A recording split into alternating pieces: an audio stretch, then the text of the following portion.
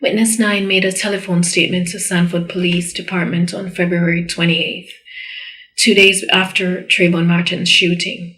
Her audio statement was released weeks ago with the first round of discovery documents. Listen to what she says about George Zimmerman. You still there, ma'am? Yes. Okay.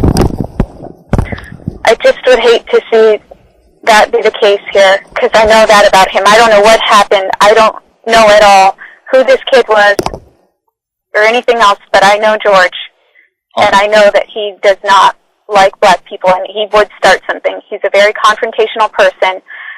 Mm-hmm. It's in his blood. We'll just say that, and I don't want this poor kid and their family to just be overlooked. You know him personally, or from out at the I guess the subdivision that you guys live in? Can this please not at all relate back to me? Okay. But I will tell you. Okay. And I don't talk to him because of the things that he says, the person that he is, the things that he does. I know his mother, I know everybody, and they are all the same way, and I hate that. Right. But they're like that. They're just mean and open about it, and okay. And I don't know what he's capable of, but I do know things that he's done to me that I would never talk to him about ever again. Okay. If I can give you my number, and you don't have to do an investigation or anything like that, but I would like for you to stay in contact with me. If you hear something, you don't have to give me your name about it, but you can just let me know that, hey, I heard this, talk to this person, because I understand that you don't want to be involved. But you don't understand. Mm-hmm. Really? Okay. Mm-hmm. But I'm a mom. I can't stand seeing that some kid got shot and killed over a stupid fight, especially one that might, Right. Because I know how he is. Right. And there are, from my understanding, a lot of unanswered questions. The investigator that's assigned to handle that case, he's not in right now, but I would like for, I'm going to pass this information on to him so he can, just look into it. Just get character reports from other people and see if he's ever said anything about, about black people or about being racist or anything like that, because I guarantee you there's somebody out there who will say it. Okay. Hopefully they'll admit it and then not be afraid of him, but okay. I swear, please just look into that. Okay, ma'am. Thank you. My name is Investigator Perkins.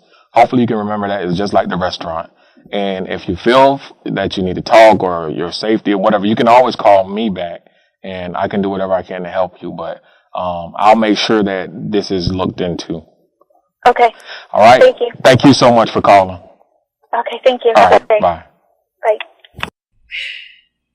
Here's a snapshot of Investigator Sereno's report of investigation that refers to anonymous witness 9's call. It's from the first discovery documents as well.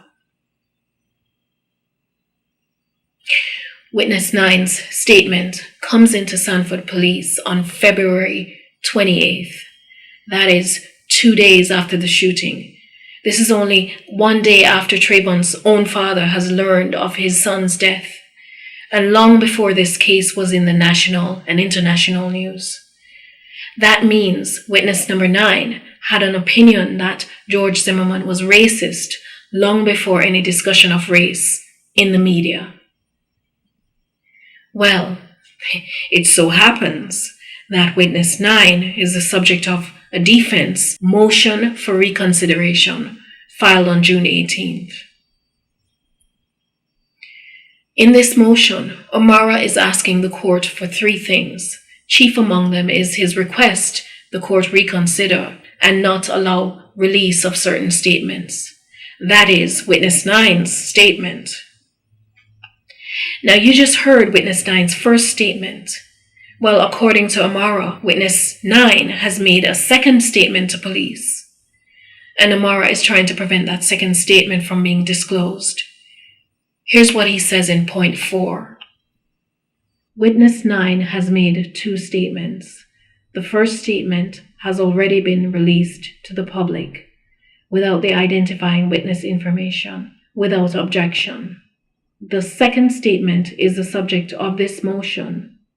The content of this statement is not relevant to the issues of this case, and it would not be admissible in the staged case in chief. The statement was provided in discovery only because the witness had provided the information to law enforcement. In its motion and at the hearing on June 1st, 2012, the state agreed that said statement should not be disseminated to the public prior to the court ruling on its admissibility. The court has ruled the statement should be released. O'Mara is trying, quite strenuously I might add, to prevent witness 9's alleged second statement from release because he says in point 5, this specific uncorroborated irrelevant statement should be withheld from public dissemination because of the substantial risk that public disclosure will lead to widespread hostile publicity, which would substantially impair the defendant's fair trial rights and would pose a serious threat to the administration of justice. O'Mara says witness 9's statement, if released, will cause, quote, widespread hostile publicity. Now at the top, you heard what witness 9 said in her first statement. That's pretty ugly stuff she says about George Zimmerman. What else could she say that's so bad, that's so ugly? You should note that police redacted a portion of that audio before its release, where possibly witness 9 gave names or maybe specifics to back up her claims that George is mean and racist. We can only guess what was redacted. I don't know whether the second statement O'Mara is referring to is truly a second statement, or just the specifics redacted from witness 9's original statement I played for you at the top. If the content in question is only the formally redacted specifics, then O'Mara may be trying to pull a fast one. The court has already ruled much of the redacted information should be released. If there is truly a second statement made by this anonymous witness, then I would love to know what she has to say about George Zimmerman that is so explosive. His attorney thinks it would cause widespread hostile publicity. Now, what on earth could witness 9 have told police that would cause widespread hostile publicity? O'Mara makes great effort to suppress release of witness 9's alleged second statement. He cites many cases. What witness 9 has already said is so ugly, yet O'Mara didn't object to its release. What could be worse? Here are my questions. Number 1, did anonymous witness number 9 give 2 separate statements to police? Number 2, if she did, what does she say the second time that according to Mark O'Mara would cause widespread hostile publicity? Number 3, what does witness number 9 know about George and race that impelled her to call police 2 days after the shooting? Number 4, what information was redacted from witness 9's statement at the source? And number 5, will the court grant O'Mara's request?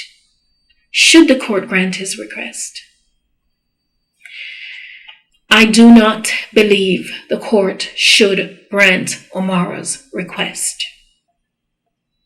George Zimmerman and family and attorney are busily making misrepresentations to give George a fairer trial. Yes, a fairer trial. That is a trial where the defendant lies to give himself a greater chance of acquittal. If George deserves fairer chance at acquittal, which would be an injustice in my opinion, then surely Trayvon and his family deserve fairer justice too. And what on earth is so bad in a presumed second statement from witness number 9 that made Omara ask the court to reconsider its release. We can only imagine. Thanks for listening.